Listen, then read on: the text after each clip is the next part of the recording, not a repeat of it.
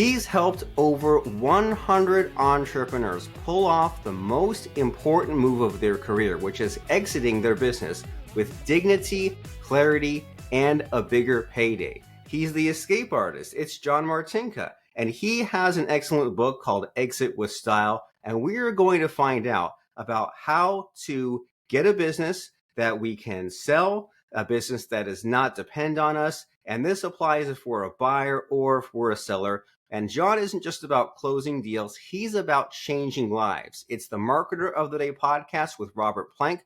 We're brought to you by dfypodcast.com.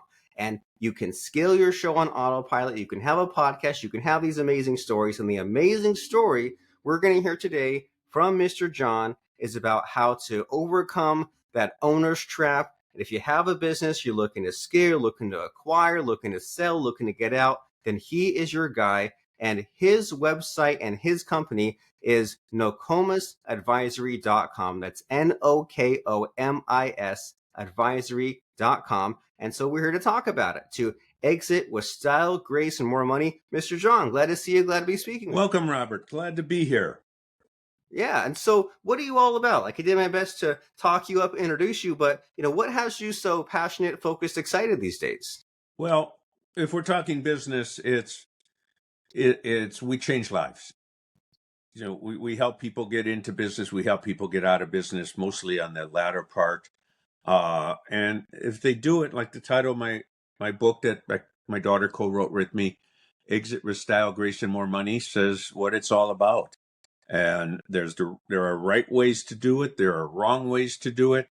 And there's everything else in the middle that gets, jumbled up. And a lot of times owners don't realize that what they have doesn't look quite the same to the outside world. Ooh.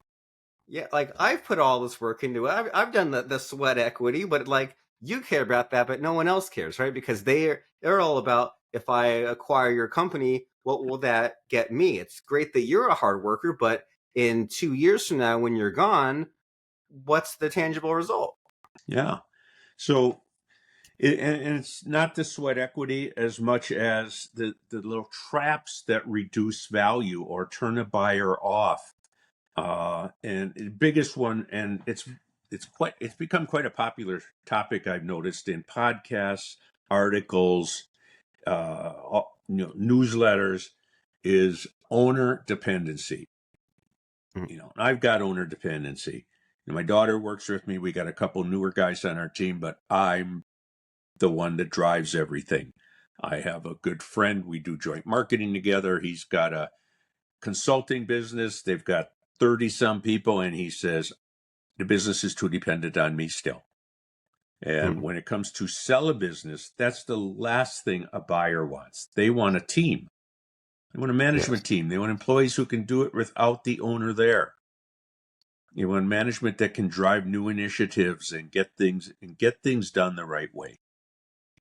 I love that concept because like it's talked about so much, right? All these ideas of like systematizing and leadership and having the team run your business. And when I first heard about it, it seemed really selfish, like, oh, well, you're just being lazy. But when you think about it with the goal of saying, well, now I have something that's sellable, now I can cash out. Now it seems a lot less selfish, right? Now it seems smart. And so as far as if someone says, okay, I've got this problem, right? I've got this owner dependency problem.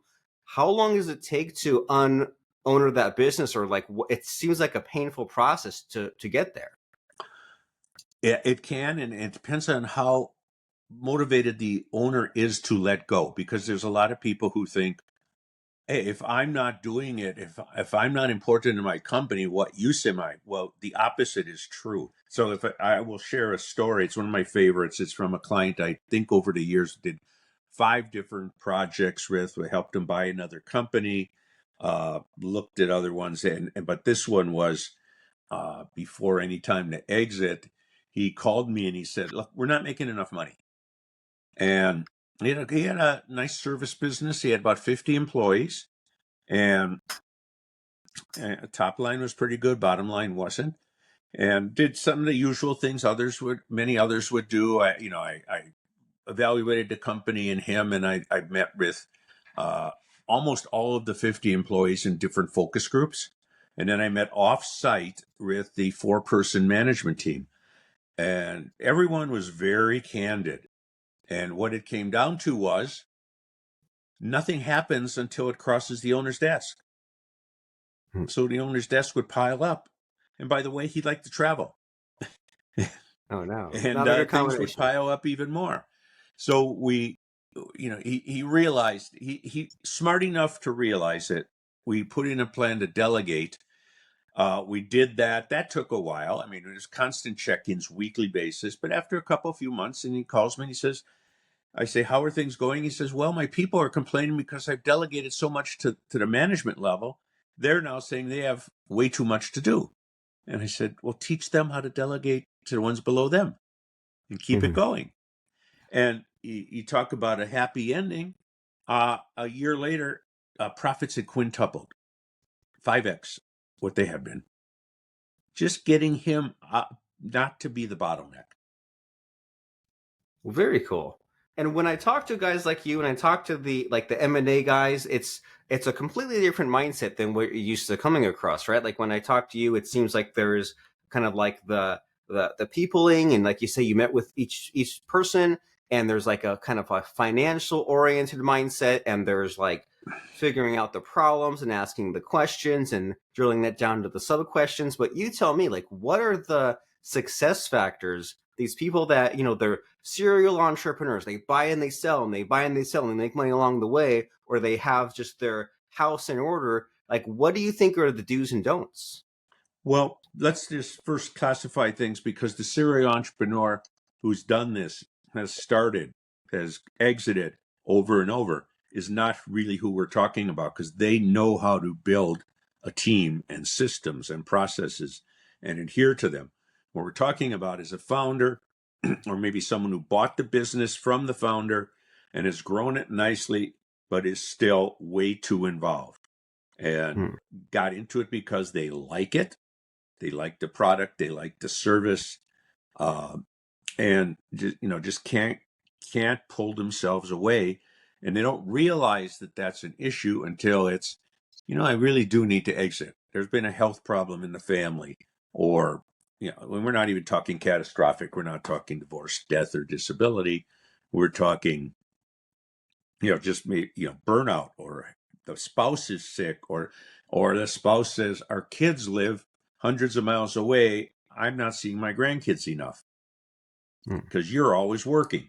And then then they come to sell it, and people like me tell them, well, what about your management team? Well, I'm the only one who can do, and they rattle off things, and that's a red flag.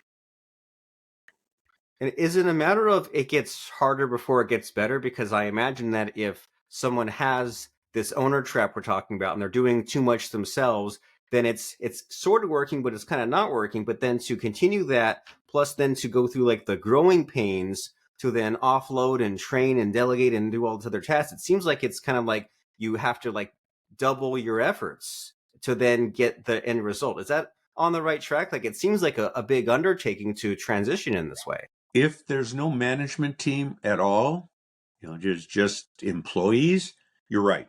You're absolutely 100% right. But the example I gave, there was a 4-person management team, and they were looking to do more important things.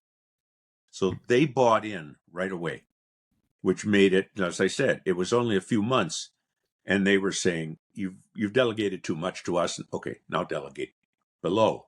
So, and it ties into being able to hire and retain really good to great people. And if you don't have good people, if you're hiring C-level people, who cares? But if you want to hire A and B people to be your management team, they don't want to be stuck in a rut. They don't want to be task oriented. Everyone tells me what to do. They want to take initiative. Hmm. So it So depends. That's another red flag is, besides owner dependency, is, you got to have good people. There's that old saying, A people hire A people, B people hire C people, because they don't want to be threatened. hmm. And so in order to get that problem fixed, I mean, what have you seen happen? Because I can only imagine like maybe like some of these toxic personalities stuck in there, or people being stubborn. And so how do you solve that problem? How do you get the bad people out, the good people in? That is a tough one, and often I will say though there are good people there. They're just frustrated because they're not doing they're not challenged as much. They're not getting being able to contribute as much as they would like to.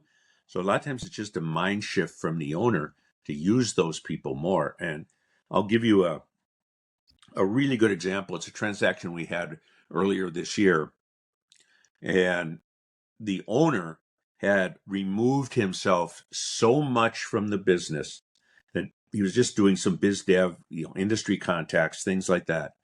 That when it came time to write the purchase and sale agreement, and for those who aren't familiar, in a contract to sell a business, there's a section called representations and warranties.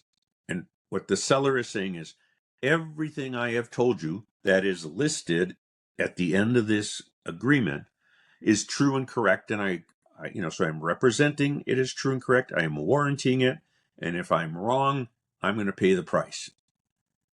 And generally, the owner will sign the contract that says I'm representing and warranting. And the buyer, which was a family office, insisted the CEO also sign it because every time they asked the owner, our client, for some knowledge about the business on, say, day to day, month to month, he said, you have to ask my CEO. And that is a true man. That's part of a true management team. Okay. He stayed up here. He wasn't down in the trenches at all.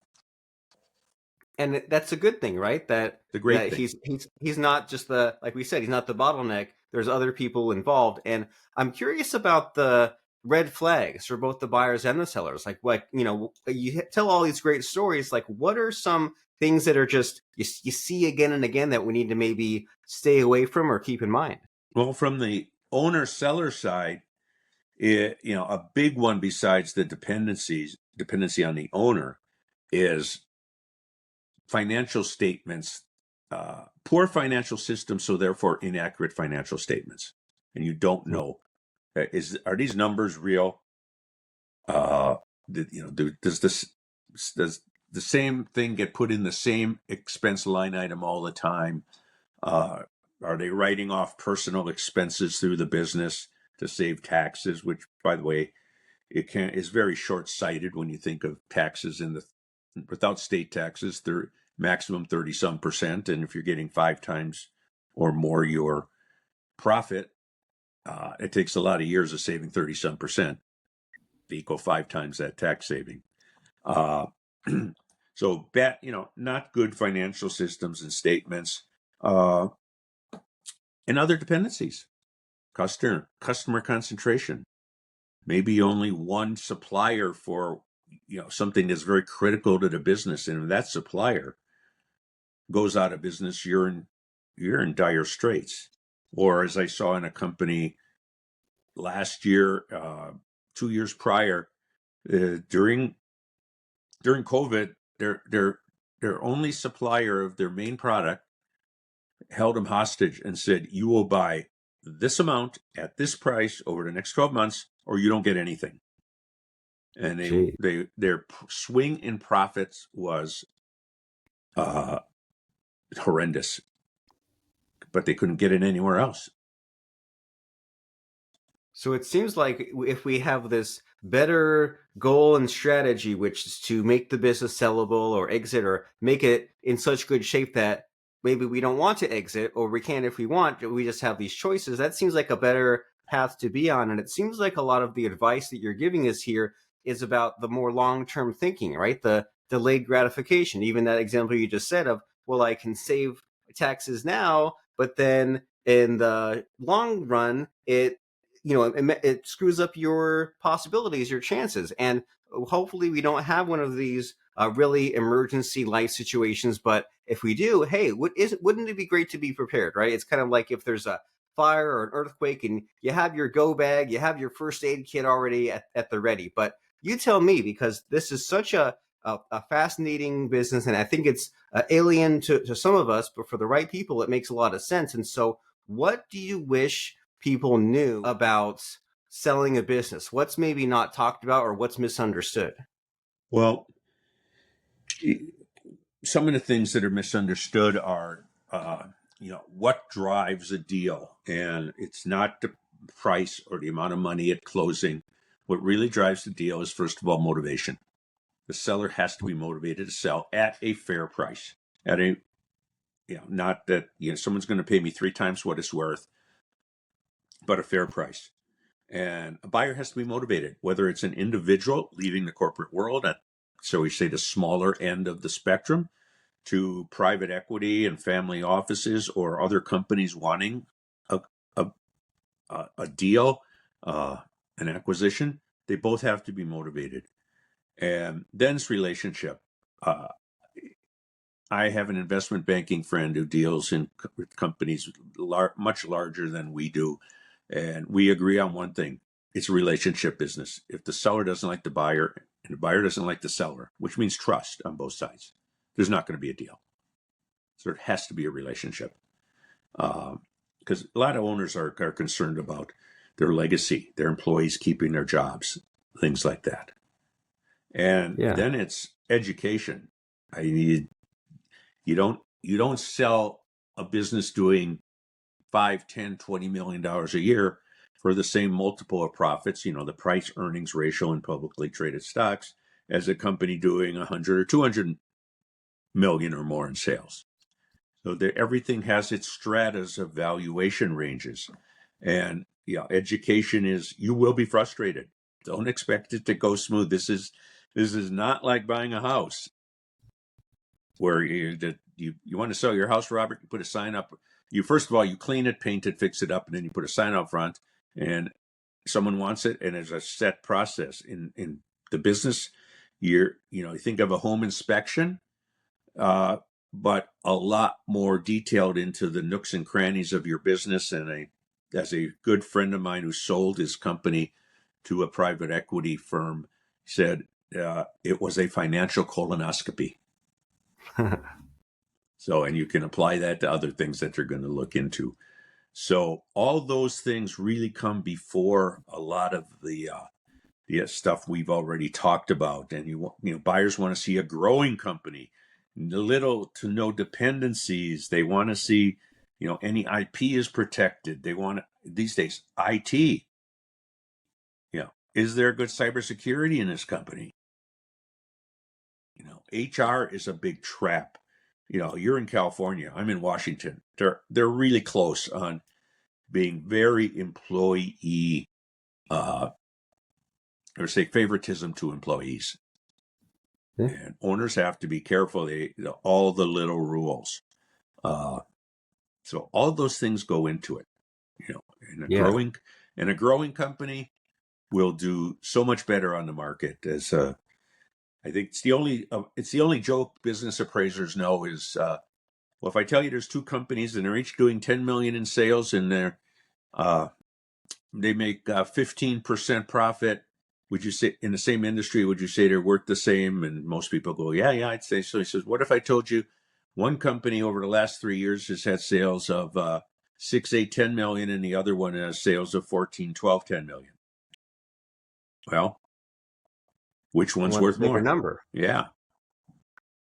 So we want that. We want to be one of those growing companies, and I've heard stories, right, where they say things like, "Well, plan this years ahead of time. We want to know like the numbers are good." But even like you list all these things, and I can only imagine if someone it needs their expectations reset and say, "Oh my gosh, like there's all these things that a buyer is looking for, and I had no idea." And it seems like that's why we need this education, and someone needs to check out your book and get your advice. And in these last few minutes of our conversation here, Mr. John, I'm always looking for that perfect ideal question, right? And I'm always looking to like maybe like impress my guest a little bit, but I can't because you're the expert and I'm not. So in this conversation we're having, what's the missing question? What should I be asking you? I just don't know what to ask you. Well, if we step away from business, we're all human and we all have other things in our life. And the question would be, John, what's passion? What are you passionate about, other than in your business? And the answer, besides family, and that is I am very involved in education, and through my Rotary Club and the local Bellevue, Washington school district's tech program, we go every year to Antigua and Barbuda in the Caribbean, and we take students along who set up Wi-Fi networks, and we donate thousands of computers, secondhand but very functional laptop computers every year. And we call it improving education through technology. And it's been a life changer for a lot of people down in that Caribbean island, where when we started, it was rare to have a school that had a computer, and now every school has dozens, if not more, and there's still a need. And so you're saying, is the name of that organization Improving Education Through Technology? And that's the name of our project. This is a joint Rotary and school district project. It's really a Rotary project where the money comes from. And if someone is interested in that, how do they find out more? What's the link? Well, there's not a link for, there's no website for that. There is some information about it on our website, nokomisadvisory.com. Okay. So yeah, you're just up to so many amazing things, right? You have your hobbies, but you also help the kids to get better educated, better technology, you change the world. And if someone says, a lot of what John said made sense, and I'm curious, and I maybe want to sell my business or look into all these things that he's talking about, but I'm overwhelmed just scratching the surface on a quick podcast episode. You have your company, you have your book, you have a podcast. So what are some next steps? Where should someone go? Well, they can always, if they want a paper copy, they can go to Amazon. If they want to go to our website, nokomisadvisory.com, and fill out the contact form and say they heard this on the podcast, I'll send them an e-copy of Exit with Style, Grace, and More Money. Very cool. And so that book, if you're an Amazon person, is Exit with Style, Grace, and More Money, Creating a Large Exit for Your Small Business. It's written by Mr. John Martinka and Jessica Martinka. And whether you plan to sell in 6 months or 6 years, this is a must-have book that will help ensure you are prepared to have a smooth and profitable exit, including all these topics we've been talking about. And then to check out that podcast or to get that digital copy, go to nokomisadvisory.com. That's NOKOMIS advisory.com. They're all about transforming lives through business transitions. You elevate your exit strategy for more profits and success. You can click there and find out what an ideal client looks like to see if you fit or see if you can refer. And you can click a button to start that conversation to just talk to the escape artist himself. And he's the author of 4 books. He's helped over 150 clients get their deals done. So if you're in the situation where you might be looking to sell soon, you want to change, don't just let your business die. Don't let all those people lose their jobs. Put it in good hands, but it takes all this work up front, right? You have to do this accounting work and the business work and the growth and know your numbers and develop these relationships. It's really important stuff.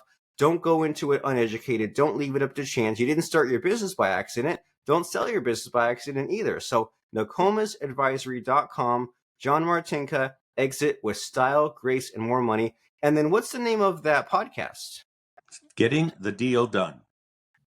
All right, Getting the Deal Done. And you can find that on Spotify or wherever you find podcasts. And that's a great way to get yourself immersed in all kinds of the ins and outs. I mean, they talk about things like capital gains. They talk about improving your sale price, how AI can improve your productivity. And so that's the John Martinka Consulting's Getting the Deal Done podcast. You can find all about that at nokomisadvisory.com and also jump into the book, Exit with Style, Grace, and More Money. And as we're checking out those resources, Mr. John, it's time for the scary part of the podcast where I try to stump you, I try to put you on the spot by asking about a fun quote or lesson that has served you. So what comes to mind as far as a fun quote or lesson?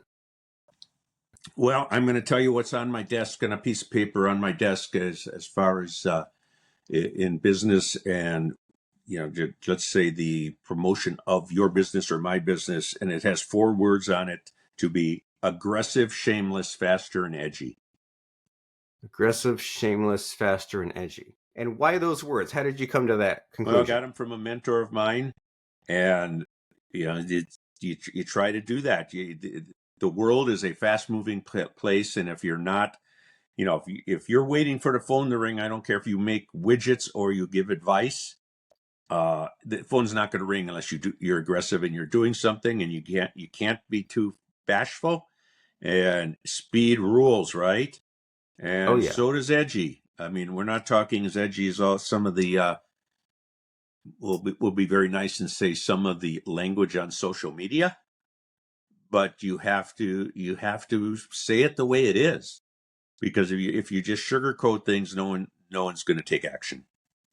100%. So it's time to stand out and take action and sell your company or get it close to an exit if that is the path that you should be on. And Mr. John Martinka with Nokomis Advisory Services, they are there to help you out to get to that goal. That's nokomisadvisory.com. And the book is Exit with Style, Grace, and More Money, Creating a Large Exit for Your Small Business. Mr. John Martinka, it's been a blast speaking with you, discussing stories and possibilities. I'm glad you made it. Thanks for coming. It has been a blast. Thanks, Robert.